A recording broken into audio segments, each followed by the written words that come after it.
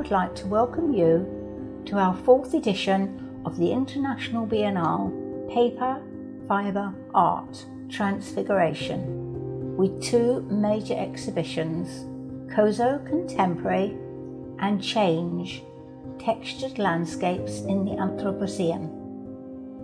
My name is Jan Fairbairn-Edwards, and I am privileged to be the curator of this important event. Studying at Art College in the UK, fine craft design to postgraduate level many moons ago, my ongoing interest has always been with humankind's polarized relationship with nature. After relocating from the UK to France, I found the terraced landscape delineated by row upon row of ancient mulberry trees, planted in the 14th century for the production of silk. Relatives of these mulberry trees I subsequently discovered produce kozo from the bark and the very finest papers made traditionally in Taiwan and throughout the East. Fibre became my passion. Firstly, learning from a master how to process this surprising fibre. I was lucky enough to have a washi master living close by, Biennial, who taught me how to appreciate this resilient and adaptable fibre. Seeking out artists in the region interested in learning how to use kozo, we began to exhibit together. Having a connection with the UK, the concept of international exhibitions seemed a natural step. Then, invited to Taiwan for the first time in 2013, I was delighted to find mulberry trees growing profusely, both wild and cultivated, with a perfect humid climate to produce the fine, long, bast fibres required. I feel the role of the curator is both privileged and responsible, where one must honour and respect the work of the artist chosen, the concept of the exhibition and of the gallery space. These individual works then placed to allow an interpretation based on their many facets, as well as acknowledging the artist's intention.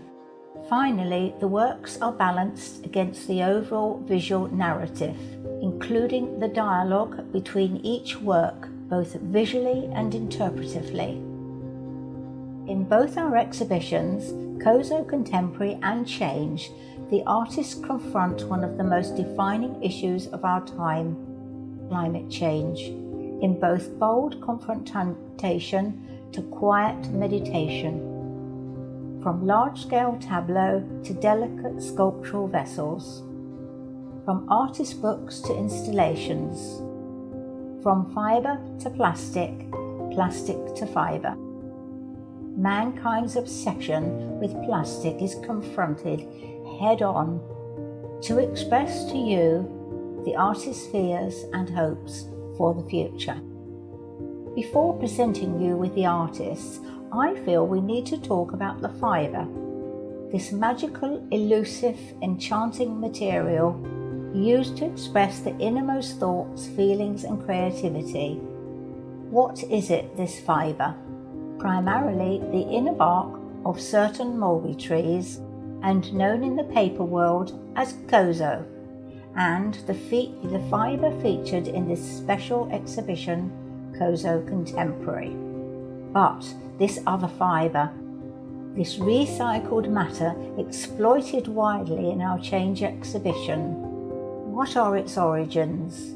This abused, recycled, processed, reformed and rebeaten, recycled, often blended with matter from an unknown past life. As artists, we can try to document or control the history of our recycled fibre, but does it have the same birthright? Interestingly enough, yes, it does. Recycled fibre began life as pure fibre, originating also from the noble tree, but not necessarily the mulberry tree. Here then is the sacred connection our artists recognise between the material, nature, time and history. I would like to introduce you to just a few of the talented artists and their remarkable creations. French artist Kaluti Ivanova's triptych, Shreds of Light, Hope and Light, express the ethereal in all life and matter, suggesting water is indistinguishable from life, birth and the creation of washi paper.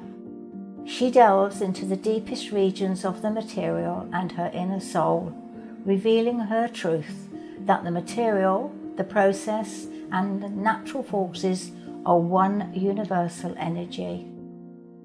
The artist, using her bare hands, letting the fibres and water run through her fingers to make stratums of light papers to reach what's deep inside.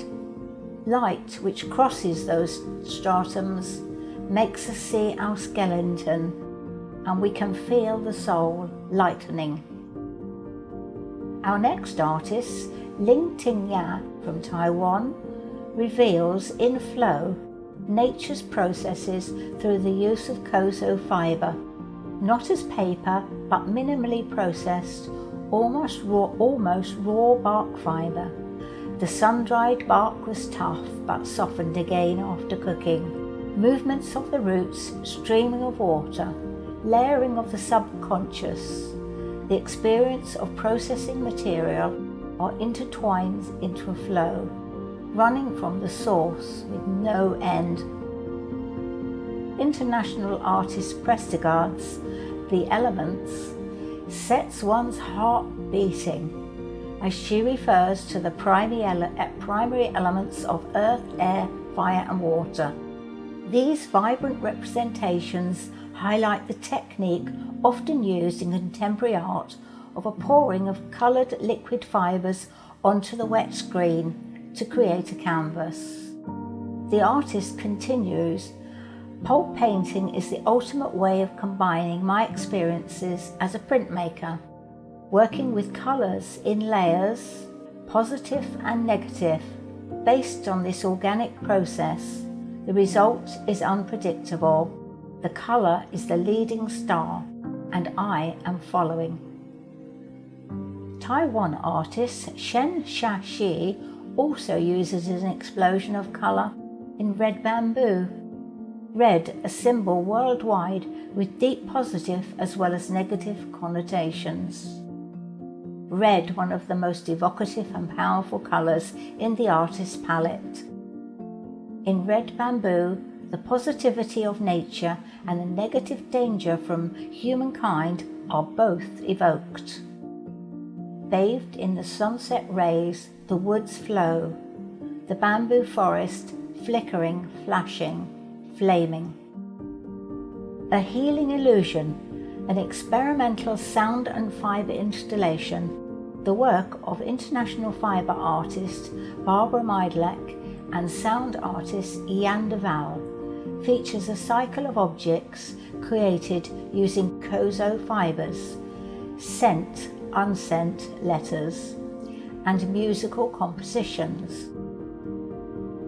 Floating on a cloud of kozo, I cross the road to be brought back to a reality in change, textured landscapes in the Anthropocene.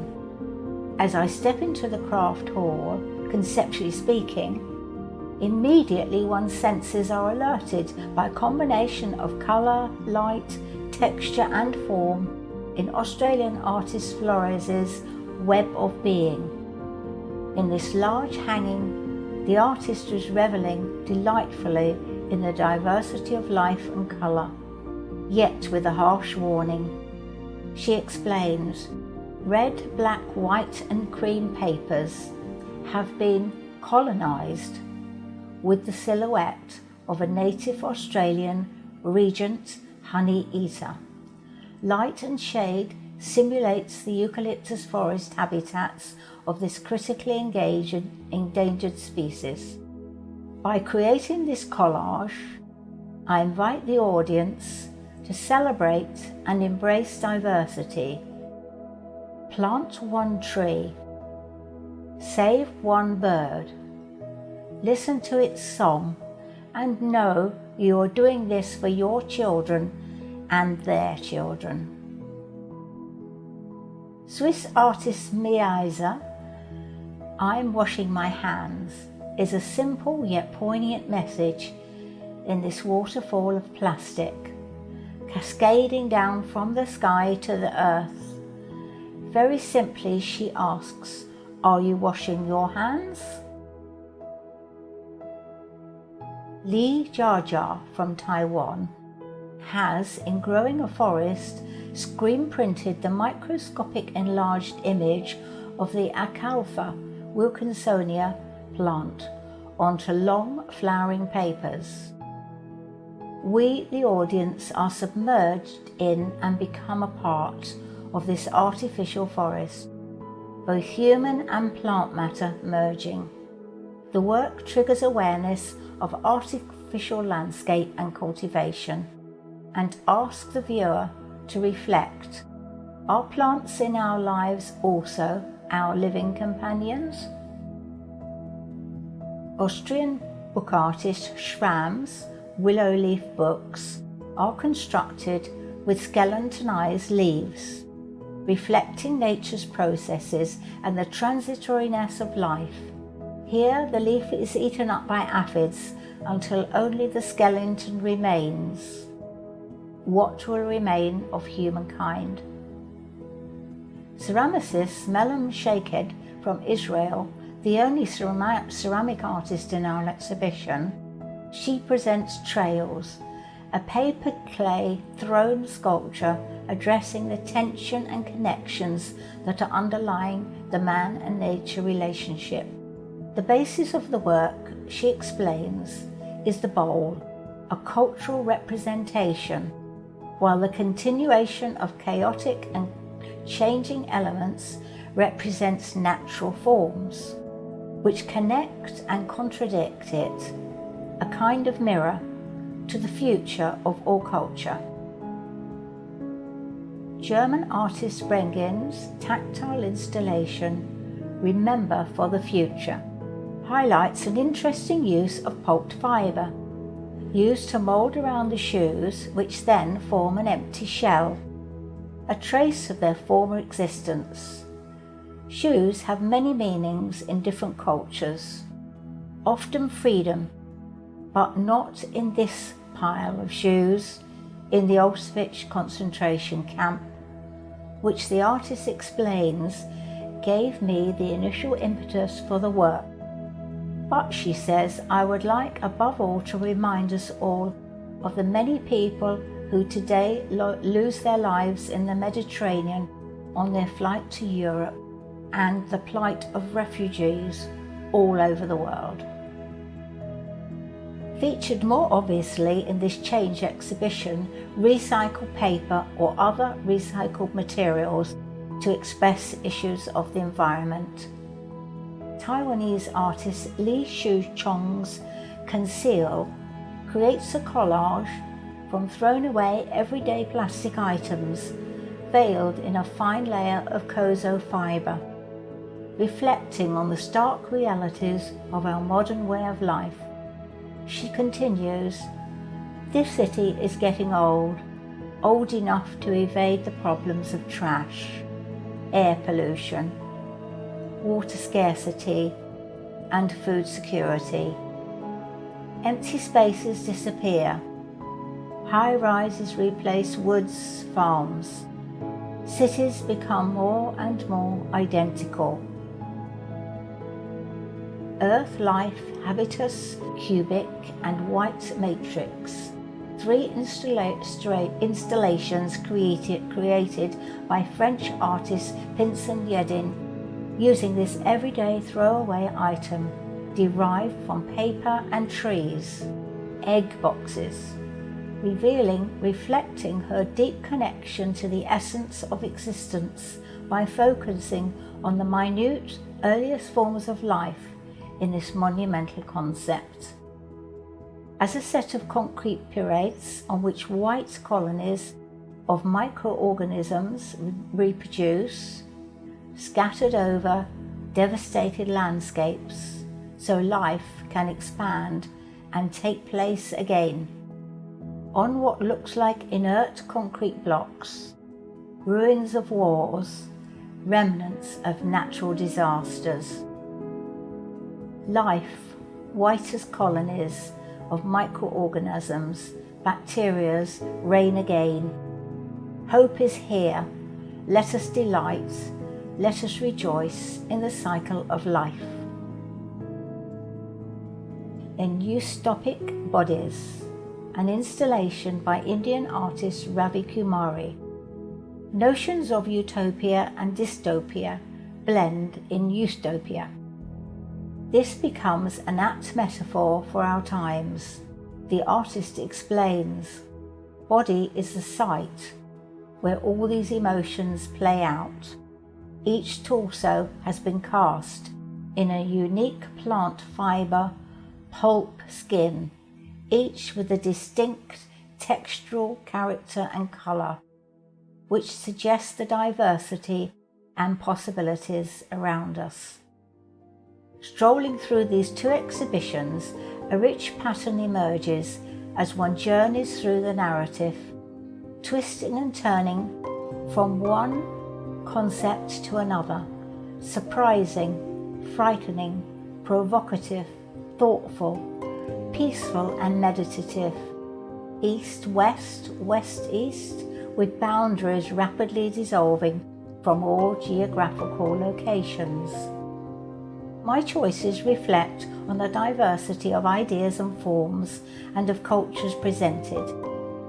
Although the majority of works centre on the problems of the planet, they do so with such sincere joy and hope for our planet's future. One is left with an overwhelming sense of positivity which lifts the soul. I do sincerely trust this will be communicated to you.